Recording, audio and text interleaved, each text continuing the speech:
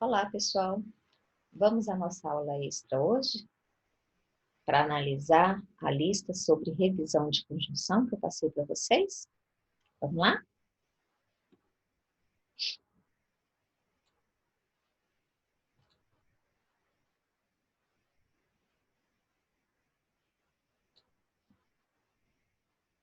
Bom, então essa lista vocês tanto podem copiá-la no caderno, como se quiser imprimir.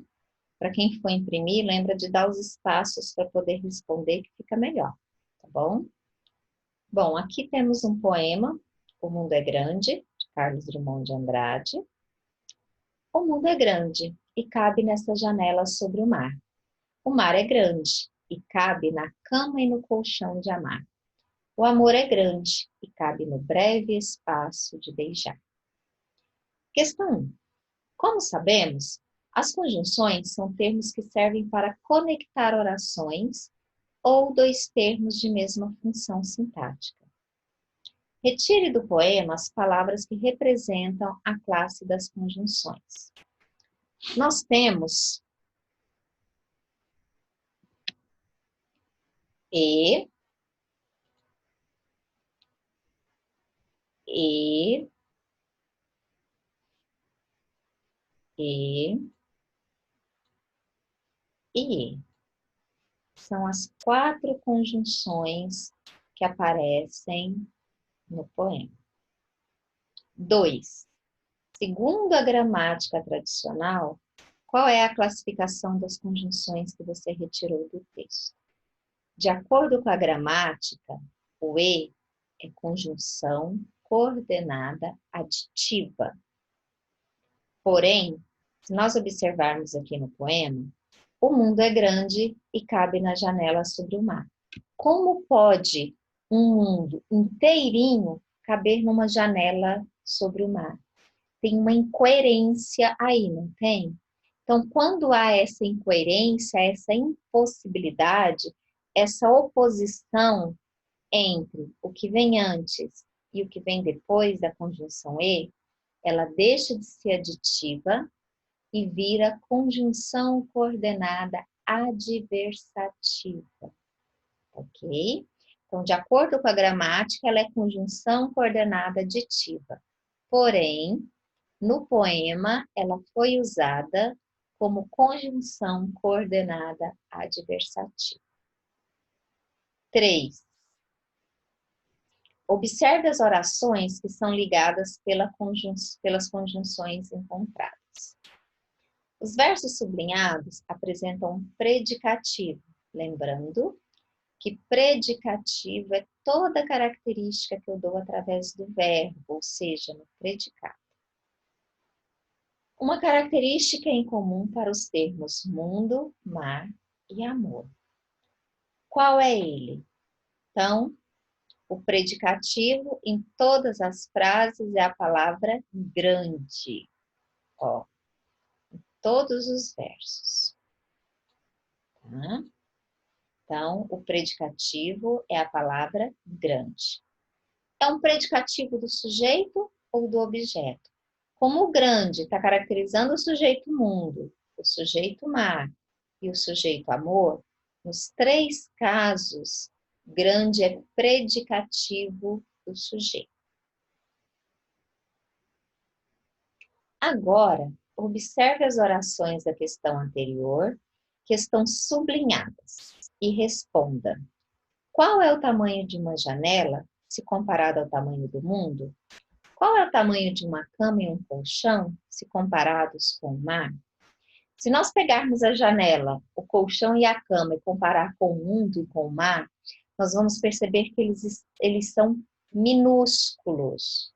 Até porque estão tudo dentro do mundo, né? Se eu jogar uma cama no mar, ela vai virar um nada perdido naquela imensidão. Então, quando pergunta qual é o tamanho se comparados ao mar ou ao mundo, eles vão dizer que esses elementos têm um tamanho minúsculo diante de algo tão grandioso. 5. Observe o 6º verso do poema. O poeta utiliza-se do termo breve espaço. O termo breve está ligado a tempo, diferentemente de espaço, que está ligado a lugar. Como podemos explicar a relação semântica aí estabelecida? O que o poeta quis dizer com isso? Ao usar um elemento de tempo e de espaço juntos, o poeta quis mostrar que o beijo é ao mesmo tempo o lugar e a época em que se usa, em que se demonstra o amor. Então, ao juntar tempo e espaço, o poeta indica, ou o eu lírico, melhor ainda, né? O eu lírico indica que o beijo é o tempo e o lugar de se expressar o amor. E que apesar de ser pequeno e rápido, é a única forma que a gente tem de indicar quão grande é o nosso amor. Tá bom? 6. Agora que você interpretou os versos do poema, analise o uso do conectivo e.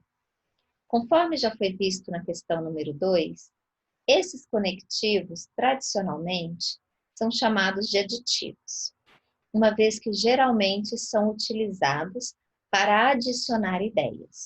Porém, vemos, ao longo da nossa interpretação, que as orações não possuem ideias que se somam. Elas estabelecem outra relação. Qual é essa relação? Nós já vimos lá, né? É a relação de oposição, contradição. Então, resposta da questão 6, oposição ou contradição. 7. Com base nas interpretações feitas, discuta a seguinte questão. Podemos adotar uma única e exclusiva classificação pré-estabelecida pela gramática para as conjunções? Não. A classificação depende do contexto, ou não. A classificação depende da relação que a conjunção estabelece entre os termos. Ok? Leia outro poema do período modernista, desta vez da poetisa Cecília Meirelles. Para quem ainda não sabe, o período modernista vigorou na literatura brasileira da década de 20, 1920, até mais ou menos década de 40, 50, a gente ainda acha elementos na década de 60.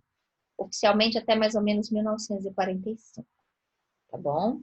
É o período em que a gente perde aqueles elementos tradicionais, principalmente da poesia, mas não só na poesia. Tá? Lembra quando a gente viu a estrutura do poema?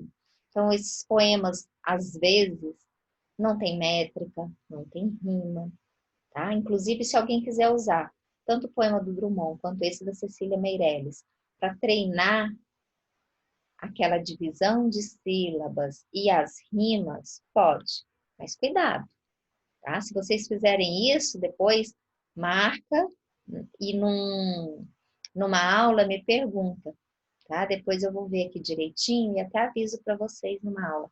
Porque necessariamente eles não precisam dar os mesmos números como a gente viu na aula oficial de poesia, não, tá bom? Vamos lá? Canção. No desequilíbrio dos mares, as proas giram sozinhas. Numa das nuvens que afundaram, é que certamente tu vinhas. Eu te esperei todos os séculos, sem desespero e sem desgosto, e morri de infinitas mortes, guardando sempre o mesmo rosto. Quando as ondas te carregaram, meus olhos, entre águas e areias, cegaram como as das estátuas a tudo que existe alheias. Minhas mãos pararam sobre o ar e endureceram junto ao vento, e perderam a cor que tinham e a lembrança do movimento. E o sorriso que eu te levava desprendeu-se e caiu de mim. E só talvez ele ainda viva dentro dessas águas sem fim. Então é um poema que demonstra a impossibilidade do relacionamento amoroso e a tristeza do eu lírico diante dessa impossibilidade. Bom? 8. Cecília Meirelles foi uma poetisa da segunda geração modernista, que tratava de temas como transitoriedade da vida, ou seja, a vida é breve, logo, logo vamos morrer. Fantasia, são aquelas coisas que fogem da realidade, como vocês viram no conto da resenha. Padecimento, é sofrimento, e paixões. Sempre com sensibilidade forte e intimismo. Intimismo quer dizer voltado para dentro de si mesmo. O eu lírico está sempre fechado no seu mundinho. Qual é o tema tratado no poema Canção? Como esse tema é tratado? Então, a gente já viu. É o tema da impossibilidade do amor, ou a não realização do relacionamento amoroso. Se alguém colocou que o eu lírico foi abandonado, que o amor dele não foi correspondido, também está correto, tá? Mas a não realização do relacionamento amoroso. 9. No poema Canção, o eu lírico se refere a alguém específico, conforme podemos observar com o uso de pronomes da segunda pessoa do singular. Com quem você acredita que o eu lírico esteja falando? O eu lírico está falando com a pessoa amada, tá bom? Comprove com elementos do texto. Então, tem aqui, te levava,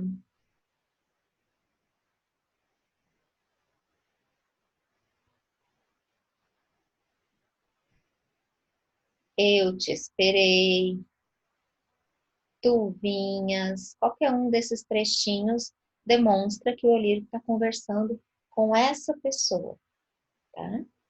Então, o eu lírico conversa com a pessoa amada e destaca em qualquer um desses 3 trechinhos. 10. É comum na poesia de Cecília Meirelles a produção de sentidos por meio dos elementos da natureza. Mar, vento, areia, ar. Por que você acredita que a autora utiliza esses elementos ao tratar do tema em questão? Então, ao falar do mar, da areia, que são elementos tão grandiosos, ela quer mostrar a grandiosidade do amor. E ao falar sobre o vento, sobre o ar, que são elementos essenciais para a nossa sobrevivência, ela quer mostrar a importância do sentimento do amor. Então, ao usar elementos da natureza, ela quer indicar o tão grandioso e essencial é o amor. Tá bom? 11. Tradicionalmente, a conjunção e recebe a classificação morfológica de conjunção coordenativa aditiva, como nós vimos lá no poema do Drummond. Observe a conjunção e em destaque na segunda estrofe do poema. Vamos lá? Aqui. Eu te esperei todos os séculos, sem desespero e sem desgosto. E morri de infinitas mortes, guardando sempre o mesmo rosto. Se a gente pegar aqui a primeira oração que está antes desse E aqui, ela, eu te esperei todos os séculos, sem desespero e sem desgosto. Quer dizer que a pessoa ficou esperando que o amor chegasse, que a pessoa amada voltasse, sem desespero, tranquilamente, sem tristeza. Depois do E, morri de infinitas mortes, guardando sempre o mesmo rosto. Quer dizer, ela foi ficando tão triste que acabou morrendo, sempre pensando na pessoa amada. Então, entre esperar tranquilamente e morrer de desespero, tem igualdade? São ações iguais que só estão juntas lado a lado? Não. Né? Se eu estou esperando tranquilamente, eu não vou morrer de desespero. Então, existe uma contradição aí. Tá? Então, vamos voltar lá na pergunta. Ela apresenta apenas a ideia de adição? Não. Há também a possibilidade da contradição. Então, resposta da questão 11, não apresenta apenas adição, mas principalmente a ideia de contradição. Ok? Bom, meninos, nós conseguimos ver só até aí. Numa outra oportunidade, nós terminamos a correção da lista. Tentem fazer. Usem o mapa mental do lado para lembrar da nomenclatura de todas as conjunções. tá ok? E por agora é só. Até uma próxima oportunidade. Tchau!